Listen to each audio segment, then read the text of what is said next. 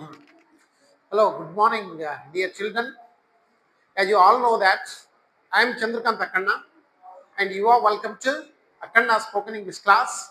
Dear children, in today's class we are going to learn ought to.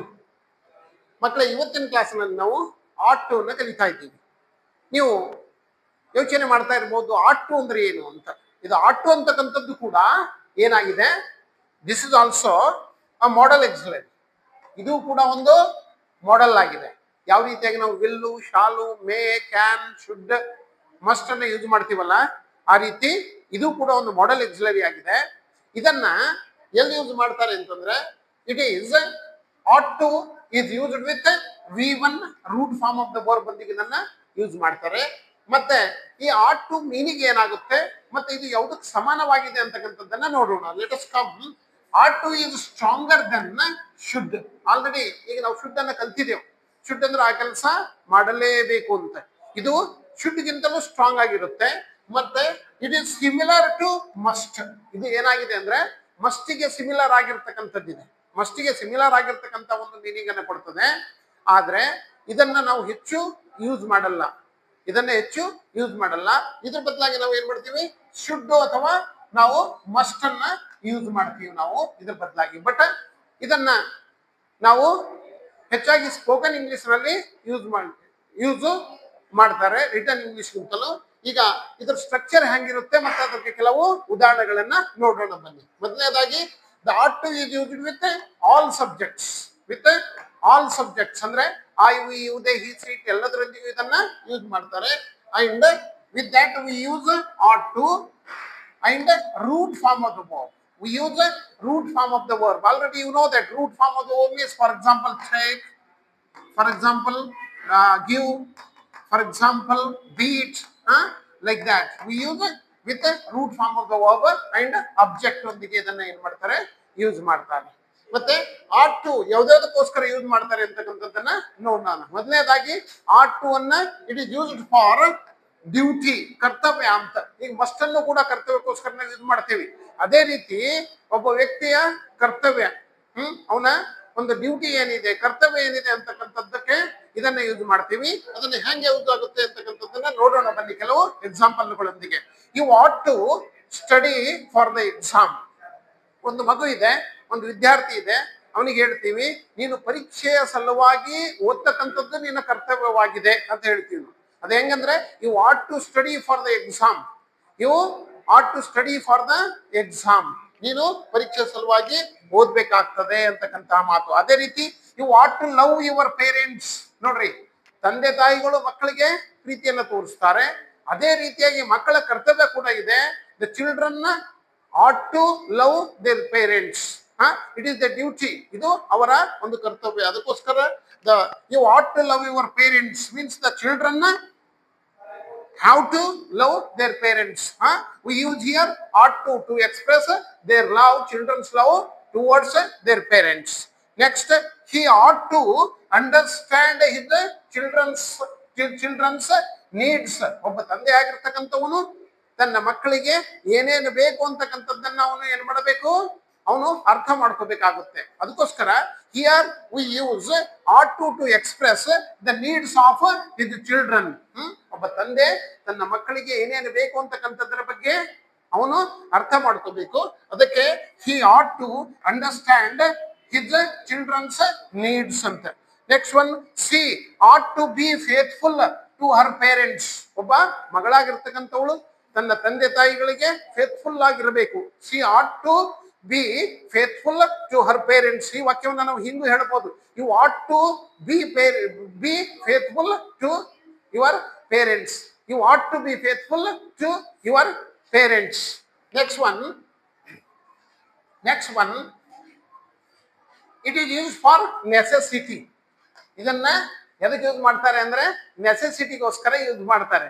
ನೆಸೆಸಿಟಿಗೋಸ್ಕರ use ಮಾಡ್ತಾರೆ. Necessity ಅಂದ್ರೆ ಏನು, ಅಗತ್ಯವಾಗಿರ್ತಕ್ಕಂಥದ್ದು.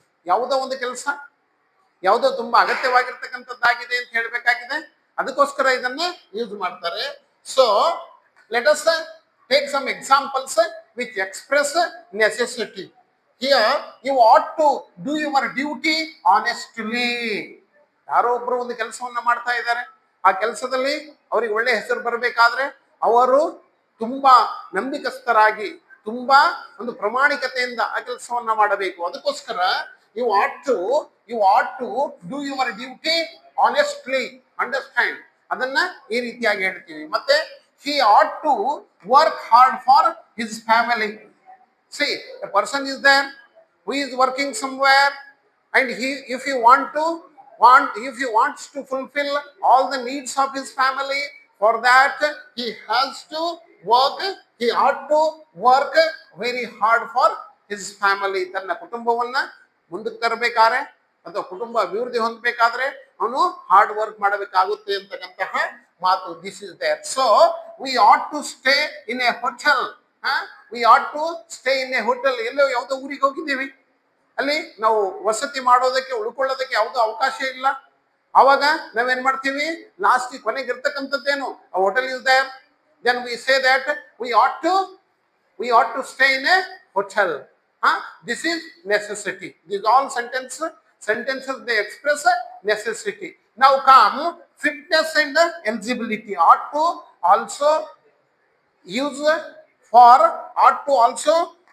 for expressing eligibility or fitness. ಅದನ್ನ ಕನ್ನಡದಲ್ಲಿ ಅರ್ಹತೆಗೋಸ್ಕರ ನಾವು ಏನ್ ಮಾಡ್ತೀವಿ, ought to ಅನ್ನ ಯೂಸ್ ಮಾಡ್ತೀವಿ. ಈ ನೋಡ್ರಿ, you ought to have a degree, you ought to have degree for this post. ಯಾವುದೋ ಒಂದು ಹುದ್ದೆಯನ್ನು ಪಡಿಬೇಕಾಗಿದೆ, ಅದಕ್ಕೋಸ್ಕರ ನೀವು ಡಿಗ್ರಿಯನ್ನ ಹೊಂದಿರಲೇಬೇಕಾಗ್ತದೆ ಅಂತಕ್ಕಂಥ ಮಾತನ್ನು ಹೇಳ್ತೀವಿ. So you want to have degree for this post. ಈಗ ಒಂದು PUC ಆದ ನಂತರ ಒಂದು ಡಿಗ್ರಿ ಕ್ಲಾಸ್ನಲ್ಲಿ ಅಡ್ಮಿಷನ್ ತಗೋಬೇಕಾಗಿದೆ, ಅಲ್ಲಿ ರೂಲ್ಸ್ ಇದೆ 50% ಆಗಿರಲೇಬೇಕು ಅಂತ. ಅವಾಗ ಹೇಳ್ತೀವಿ you want to score 50% in PUC second year for getting admission in that college. ಈ ರೀತಿ ಇರ್ತಕ್ಕಂಥದ್ದು. So this is you want to have degree for this post. ಈ ಒಂದು ಹುದ್ದೆಗೆ ನೀನು ಅರ್ಹನಾಗಬೇಕಾದ್ರೆ ನೀನು ಡಿಗ್ರಿಯನ್ನು ಹೊಂದಿರಬೇಕು. So he ought to be fluent in Kannada for this post. ನೋಡ್ರಿ, ಕರ್ನಾಟಕದಲ್ಲಿ ಒಂದು ಹುದ್ದೆಯನ್ನ ತಗೋಬೇಕಾದ್ರೆ ಅವನಿಗೆ ಕನ್ನಡ ಚೆನ್ನಾಗಿ ಬರಬೇಕು ಅಂತಕ್ಕಂಥದ್ದು. ಅದಕ್ಕೋಸ್ಕರ ಇಲ್ಲಿ ನಾವೇನ್ ಹೇಳ್ತೀವಿ, he ought to be fluent in Kannada for this post.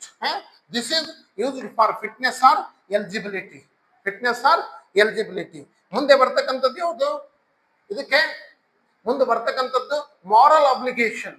ನೋಡ್ರಿ, ought to ಅನ್ನ ನಾವು ಒಂದು ರೀತಿ ಈಗ ಒಂದು ದಯೆಯನ್ನ ತೋರಿಸೋದಕ್ಕೆ, ಯಾರ್ದೋ ಮೇಲೆ ಕರುಣೆ ತೋರಿಸೋದಕ್ಕೆ ನಾವೇನ್ ಮಾಡ್ತೀವಿ, ought to ಅನ್ನ ಯೂಸ್ ಮಾಡ್ತೀವಿ, ಒಂದು ನೈತಿಕತೆ ಬಗ್ಗೆ ಹೇಳೋದಕ್ಕೆ. ಅದು ಹೆಂಗ ಅಂತಕ್ಕಂಥದ್ದನ್ನ ನೋಡೋಣ. You ought to help the poor. ನೋಡ್ರಿ, ನಾವ್ ಹೇಳ್ತೀವಿ ಯಾರಿಗೂ ಏನಂತ, ನೀವು ಬಡವರಾಗಿರ್ತಕ್ಕಂಥವರಿಗೆ ಸಹಾಯವನ್ನ ಮಾಡಬೇಕು ಅಂತ. You ought to help the poor. You ought to be polite to others. ನೋಡ್ರಿ, ಬೇರೆಯವರೊಂದಿಗೆ ನಾವು ವರ್ತನೆ ಮಾಡುವಾಗ, ಮಾತನಾಡುವಾಗ ತುಂಬಾ ವಿನಮ್ರತೆಯಿಂದ ಉತ್ತಮ ರೀತಿಯಲ್ಲಿ ಮಾತಾಡಬೇಕು ಅಂತ ಹೇಳೋದಕ್ಕೆ you ought to be polite to others ಅಂತಕ್ಕಂಥದ್ದನ್ನ ಹೇಳ್ತೀವಿ. ಈಗ ought not to ಅಂತ ಹೇಳ್ತೀವಿ. ಇನ್ನೊಂದೇನು, ಈಗ ought to ಅನ್ನೋದನ್ನ ನೋಡ್ತೀವಿ ನಾವು.